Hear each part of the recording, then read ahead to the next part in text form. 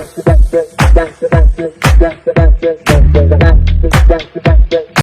सभी का स्वागत है आपके अपने YouTube चैनल एक ज्ञान पर। और आज हम स्टार्ट करने वाले हैं एक नई series that is on public international law.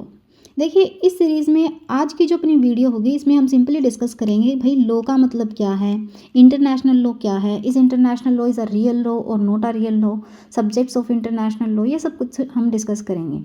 तो इसीलिए अगर आप चैनल पर नए हैं तो चैनल को ज़रूर सब्सक्राइब करें ताकि आपको सारे अपडेट टाइम टू टाइम मिलते रहें। तो चलिए आज के अपने टॉपिक को स्टार्ट करते हैं। अब देखिए, सबसे पहला सवाल ये है कि कानून क्या है। अब सिंपल डेफिनेशन तो हम ये पढ़ते हैं कि law is a set of rules and regulations, लेकिन इसको हम थोड़ा आज डीपली एनालाइज करेंगे। तो देखिए, लॉ क्या है। लॉ एक ऐसा सिस्टम है जो सोसाइटी या फिर गवर्नमेंट के द्वारा बनाया जाता है, एनफोर्स किया जाता है लोगों के बिहेवियर को रेगुलेट करने के लिए, उनके डिस्प्यूट्स को रिजोल्व करने के लिए, सोसाइटी में पीस एंड ऑर्डर को स्टैब्लिश करने के लिए। और इन केस अगर स्टेट के अंदर कोई इंडिविजुअल लॉ को नहीं मानता है या फिर लॉ का वोलेशन करता है तो उसके ऊपर पनिशमेंट भी होगी। तो आप देखिए, बेसिक आइडिया क्या है लॉ का। लॉ का बेसिक आइडिया ये है कि कोई भी इंडिविजुअल, कोई भी ऑर्गेनाइजेशन कुछ चीज़ें कर सकती हैं, कुछ चीज़ें नहीं कर सकती, क्योंकि लॉ कुछ अधिकार ग्रांट करता है और कहीं पर कानून उनको प्रिवेंट करता है। उसके अलावा जो कानून है ये एक रिकॉग्नाइज्ड अथॉरिटी के द्वारा बनाया जाता है, जैसे कि पार्लियामेंट, लेजिस्लेचर, कोर्ट। इसीलिए ये लोग एक्सेप्ट भी करते हैं कानून को, एंड उसको कानून को इंस्टीट्यूशंस के द्वारा इन्फोर्स भी किया जाता है। जैसे पुलिस जो है वो सिक्योरिटी का काम करती है, जुडिशरी जो है वो राइट्स को प्रोटेक्ट करती है, कानून को इंटरप्रेट करती है। तो मेन पर्पस क्या है कानून का। मेन पर्पस ये है कि हमें सोसाइटी में पीस को स्टैब्लिश करना है, हमें लोगों के अधिकारों को प्रोटेक्ट करना है। तो हम डिफरेंट टाइप्स के लॉ पढ़ते हैं, जैसे कि सब्सटैंटिव लॉ होता है, प्रोसीजरल लॉ होता है। सब्सटैंटिव लॉ में हम पढ़ते हैं rights and duties, procedural law में हम पढ़ते हैं लीगल पर्पस, लीगल प्रोसेस कैसे काम करता है, जैसे कि कोर्ट कैसे ऑपरेट करेंगे, केस में कोर्ट में केसेस कैसे हैंडल होंगे, एविडेंस कैसे हैंडल किए जाएंगे। तो सारी चीज़ें हमें प्रोसीजरल लॉ में बताई गई हैं। तो एट द एंड हम क्या बोल सकते हैं, law is both the set of rules and the whole system that creates, applies and enforce those rules in the society. अब जो कानून बनाया गया है, जो रूल्स बनाए गए हैं, ये तो लॉ हैं, लेकिन जिनके द्वारा बनाए गए हैं वो भी लॉ का हिस्सा है। जैसे कि प्रेसिडेंट क्या काम करेगा हमारे संविधान में बताया गया है, प्राइम मिनिस्टर का क्या काम होगा ये भी बताया गया है, कानून कैसे बनाया जाएगा ये भी बताया गया है, जुडिशरी का क्या क्या काम कर सकती है, क्या क्या फंक्शन है जुडिशरी के, वो सब कुछ बताए गए हमारे संविधान के अंदर। So law is both the set of rules and the whole system that creates, applies and enforce those rules in a society. अब एक बार डेफिनेशन पढ़ते हैं। Law is body of rules recognised and enforced by the state.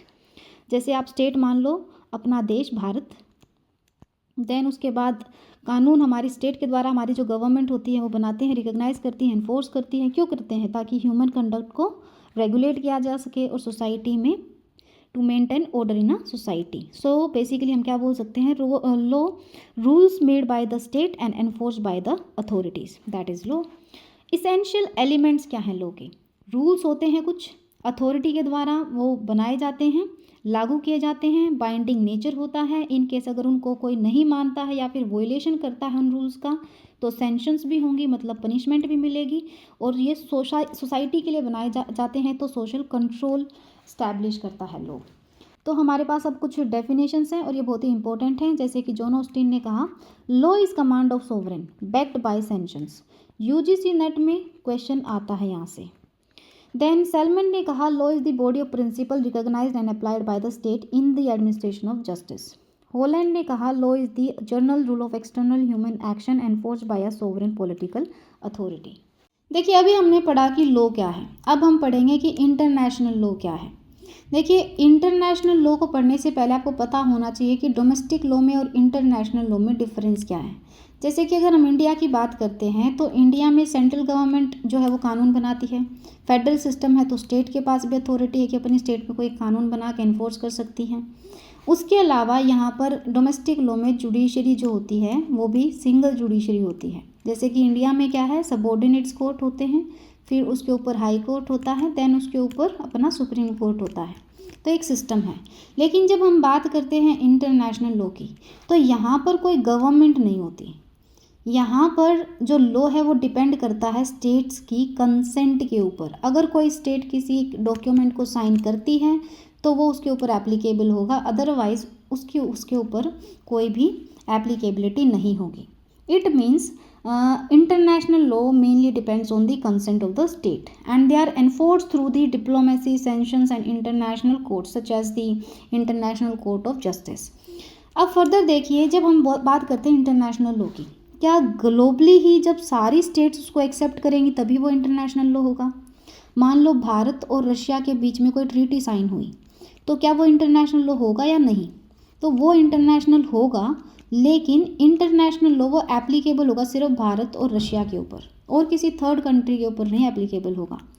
अब इन्होंने जो भी treaty बनाई है उस ट्रीटी के अकॉर्डिंग जो भी इनके रूल्स हैं उसके थ्रू ये डील करेंगे, एक दूसरे से इंटरेक्ट करेंगे, मैटर्स को चेकआउट करेंगे।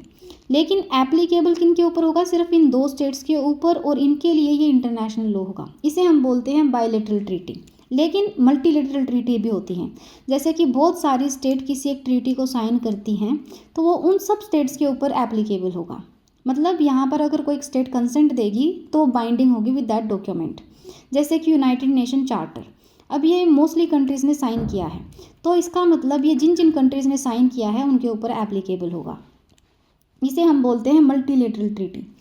अब देखिए, international law is the body of customary and conventional rules which are considered legally binding by the civilise states in their intercourse with each other. मतलब कैसे मैटर्स को डील करना है ये सब कुछ बताता है इंटरनेशनल लॉ। जैसे कि अगर हमारे देश का सिटीज़न किसी दूसरे देश में चला जाए तो उसको कैसे ट्रीट करते हैं, उनके क्या अधिकार होंगे, प्रिजनर्स को कैसे ट्रीट किया जाएगा, एनवायरनमेंट के इशू को डील करते हैं, वॉर के टाइम पर कैसे स्टेट एक दूसरे के साथ डील करेंगी, इन सारी चीज़ों के बारे में बताया जाता है इंटरनेशनल लॉ के अंदर। उसके अलावा आउटर स्पेस और इंटरनेट के बारे में बात डिस्कस करता है इंटरनेशनल लॉ। कैसे जो है हाई सी लेवल का जो एरिया है उसको किस तरीके से मैनेज किया जाएगा, कैसे शेयर किया जाएगा, ये सारी चीज़ें भी इंटरनेशनल लॉ डील करता है। तो देखिए, law of nation is the synonymous with the international law term and international law term was coined by Jeremy Bentham, British jurist in 1780। ये इंपॉर्टेंट है, एमसीक्यू यहाँ से बनते हैं।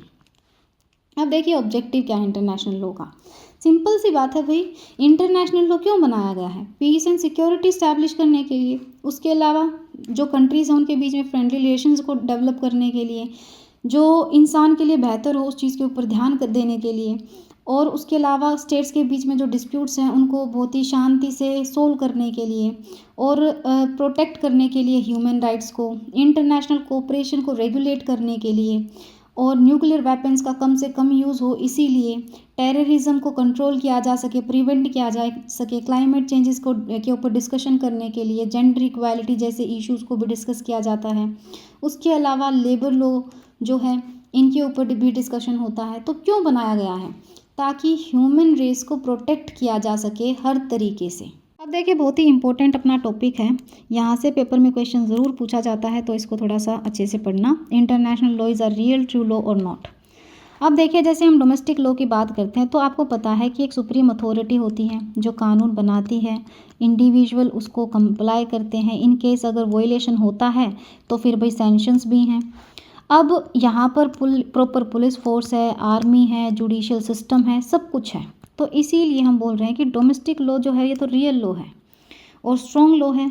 लेकिन सवाल ये है, क्या इंटरनेशनल लॉ एक रियल लॉ है या फिर नहीं है? अगर हम जॉन ऑस्टिन की डेफिनेशन के हिसाब से पढ़ें कि John law is the command of sovereign backed by sanctions, तो इंटरनेशनल लॉ एक वीक लॉ है and it's not a law at all. ये बिल्कुल सही बात है। देखिए, John Austin, Holland, Thomas Hobbes, Jeremy Bentham, Jethro Brown ये बोलते हैं कि international law is not a true law and I do agree with them. John Austin साहब ने तो इतना तक बोल दिया कि international law not law at all and call it a positive international morality. बिल्कुल सही बात है कि भाई ये सिर्फ सेट ऑफ मोरल रूल्स हैं जिसमें स्टेट्स के ऊपर डिपेंड करता है कि वो उनको एक्सेप्ट करेंगी या फिर नहीं करेंगी। अगर वो चाहेंगी तो कर लेंगी, नहीं चाहेंगी तो नहीं। अगर उनके कस्टम के हिसाब से होगा तो भी कर सकती हैं, उनका कोई बेनिफिट होगा तो भी उसको इंटरनेशनल लॉ के साथ कंप्लाई कर सकती हैं, उनको कोई फ़ायदा होगा तो ऑब्वियस सी बात है कौन सी स्टेट पीछे हटेगी। लेकिन यहाँ पर कोई सोवरन अथॉरिटी एग्जिस्ट नहीं करती बैक्ड बाय द सैंक्शन। ये डेफिनेशन इंटरनेशनल लॉ के ऊपर बिल्कुल सेट नहीं होती। तो इसीलिए इन्होंने कहा कि international law is not a true law. Further देखिए, Austin refused to accept international law as a law properly so called because subjects of international law are primarily states. Austin defined law as body of rules set and enforced by a sovereign political authority. अब हम ये बोल सकते हैं कि भाई international law के अंदर जो प्राइमरी जो सब्जेक्ट हैं वो कौन है? स्टेट हैं। बिल्कुल सही बात है ऑस्टिन की कि बिल्कुल अगर स्टेट एग्री नहीं करेंगी तो ये इंटरनेशनल लॉ एप्लीकेबल भी नहीं होगा। अब होलैंड ने कहा कि international law is a vanishing point of jurisprudence. Vanishing point of jurisprudence का यहाँ पर मतलब ये है कि होलैंड ये कहना चाहते हैं कि there is no sovereign law maker, no reliable sanctions और central enforcement machinery, there is no proper judicial system, कोई तरीके से जजेस और कोर्ट का कोई कंपलसरी सिस्टम एग्जिस्ट नहीं करता। तो इन्होंने कहा कि international law is a vanishing point of jurisprudence. अब फर्दर देखिए, कुछ ऐसे जूरिस्ट हैं जो ये बोलते हैं कि international law is a true law. Oppenheim, sir Frederick Pollock, Hall, Lawrence ये बोलते हैं कि भाई international law is a true law, जिसमें कि ओपेनहाइम ने क्रिटिसाइज किया ऑस्टिन को और कहा कि law identified law as a body of rules for human conduct within a community which by common consent of this community shall be enforce by external power. सिर्फ इन्होंने ये बोल दिया कि भाई ठीक है इंटरनेशनल लॉ है लेकिन ह्यूमन कंडक्ट के लिए रूल बनाए जाते हैं, अगर वो कम्युनिटी उनके साथ एग्जिस्ट कंसेंट देती हैं कि भाई हम इनको एक्सेप्ट करते हैं तो एनफोर्स तो एक्सटर्नल पावर के द्वारा ही किया जा रहा है ना, तो international law is a true law. अब देखिए ओपेनहाइम की जो डेफिनेशन है, लॉ ऑफ नेशंस और international law is the name for the body of customary and conventional rules which are considered legally binding upon civilized states in their course with each other। तो देखिए ठीक है, Oppenheim ने जो कहा बिल्कुल सही बात है, लेकिन फिर भी I do agree with John Austin कि भाई international law is not a true law. But still आपको ध्यान में रखना है कि किन्होंने कहा कि international law is not a true law और किसने कहा कि international law is a true law. तो ये चीज़ आपने ध्यान में रखनी है और यहाँ से पेपर में क्वेश्चन ज़रूर आएगा। अब देखिए कुछ जूरिस्ट ने डेफिनेशंस दी हैं इंटरनेशनल लॉ से रिलेटेड, तो वीडियो को पॉज करना और एक बार ये डेफिनेशन ज़रूर पढ़ना। अब देखिए subjects of international law. Subjects का मतलब ये है कि यहाँ पर इंटरनेशनल लॉ में कौन प्राइमरीली फंक्शन करता है, आप इस तरीके से समझो। तो international subjects of international law are the entities which have right duties under international law and can participate in international relations. तो यहाँ से एक चीज़ तो बिल्कुल क्लियर होती है और आपको पता भी है, जब भी इंटरनेशनल लॉ की बात होती है, इंटरनेशनल लेवल की बात होती है, तो मोस्टली स्टेट ही रिप्रेजेंट करती है। तो देखिए international law mainly deal with the rights, duties and interest of the states, बिल्कुल करेक्ट बात है। फिर उसके बाद आ जाता है कि भाई it regulate the relation between different states at international level, global level पर किस तरीके से स्टेट एक दूसरे के साथ डील करेंगे, इसी चीज़ को बिल्कुल क्लियरफाई करता है इंटरनेशनल लॉ। तो इंटरनेशनल लॉ ऑपरेट करता है बिटवीन द स्टेट। तो बहुत सारे जूरिस्ट क्या बोलते हैं कि जो प्राइमरी पार्टिसिपेंट है लीगल सिस्टम में इंटरनेशनल लेवल पर, तो वो कौन है? स्टेट हैं। तो इसीलिए बहुत सारे जूरिस्ट ये मानते हैं कि जो स्टेट हैं वो सिर्फ सिंगल सब्जेक्ट मैटर है इंटरनेशनल लॉ का, लेकिन उसके अलावा भी हम पढ़ेंगे। तो therefore states are considered the main entities that possess rights and obligation under the international law. आपको पता है स्टेट ही ने बनाया है, स्टेट ही कंसेंट देती हैं, स्टेट ही रिप्रेजेंट करती हैं, स्टेट हैं वही डिस्कस करती हैं। तो ऑब्वियस सी बात है जो प्राइमरी जो सब्जेक्ट मैटर होंगे इंटरनेशनल लॉ में, उसका सबसे ऊपर नाम किसका होगा? स्टेट का होगा। अब देखिए सब्जेक्ट्स ऑफ इंटरनेशनल लॉ में सबसे पहले आता है states are the only subjects of international law. इसे हम कनेक्ट करते हैं रिलीज थ्योरी से।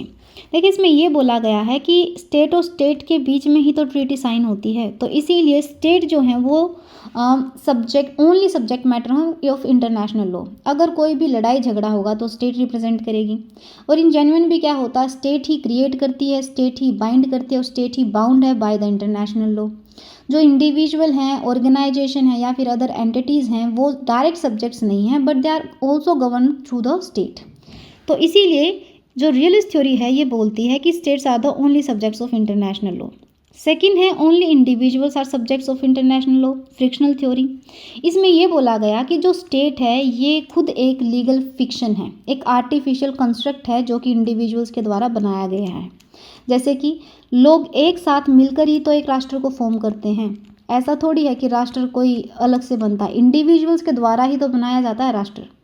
तो यहाँ पर ये बोला गया कि जो स्टेट की थ्योरी है ये अपने आप में स्टेट एक लीगल फिक्शन है, एक आर्टिफिशियल कंस्ट्रक्ट है by the individuals. International law जो है वो ह्यूमन जो पीपल हैं उनके कंडक्ट को ही तो रेगुलेट करता है। तो इसीलिए जो इंडिविजुअल हैं they are the only subject matter of international law. अब देखिए जो थर्ड थ्योरी है वो है फंक्शनल थ्योरी। इसमें बोला गया कि state, individual, international organisation and other non state entities are the subjects of international law. ये मोस्ट अप्रोप्रिएट थ्योरी है और बहुत ही फ्लेक्सिबल और प्रैक्टिकल व्यू की थ्योरी है।